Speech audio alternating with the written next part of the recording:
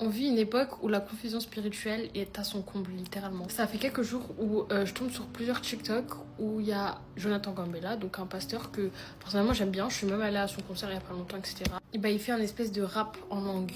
Et moi ce qui me choque, c'est pas juste la forme, c'est l'absence totale de la crainte de Dieu. Déjà bibliquement, le parler en langue, la glossolalie, parce qu'il n'y a pas qu'un seul type de parler en langue. Donc, la glossolalie, c'est un don spirituel. On va lire dans 1 Corinthiens.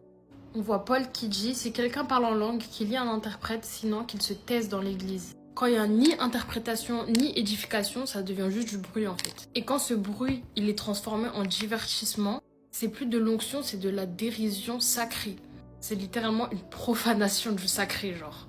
Le plus grave, c'est que ce son, il a été repris par plus de 600 personnes.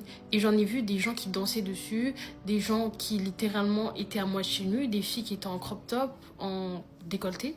Ça, c'est plus de la foi, c'est de la parodie blasphématoire, littéralement. On a vidé le Saint-Esprit de sa transcendance pour en faire une performance émotionnelle. Et tout ça, c'est pas juste une erreur doctrinale, c'est de l'hérésie.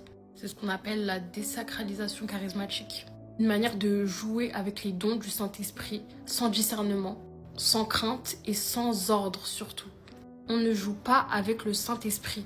Aujourd'hui, on croit que Dieu tolère tout, mais la grâce n'annule pas la sainteté en fait.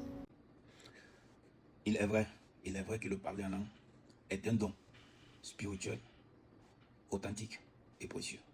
Il faut aussi savoir que l'Esprit de Dieu agit puissamment, souvent de façon spontanée, notamment dans les moments de prière profonde, d'adoration ou d'intercession.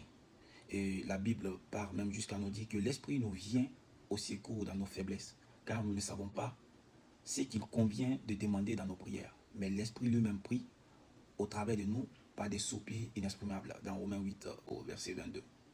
Donc, pourquoi Paul demande-t-il à ce qu'il y ait un interprète au sein de l'assemblée? Ce que Paul dénonce dans ce passage que tu citais, ce n'est pas l'expression authentique d'un cœur poussé par l'esprit, mais plutôt le désordre. Le désordre et l'absence d'édification dans l'assemblée. C'est ce que Paul dénonce. Et il part même jusqu'à dire dans 1 Corinthiens 14 au verset 40 que tout se fasse convenablement et avec ordre. Donc Paul dénonce ici le désordre. Paul veut aussi protéger l'équilibre entre la liberté et l'esprit et l'ordre spirituel dans l'assemblée. Il ne dit pas qu'on doit empêcher l'action de l'esprit, mais qu'on doit veiller à ce qu'elle construise le corps. Donc qu'il n'y ait pas de désordre. Chacun peut prier dans l'esprit.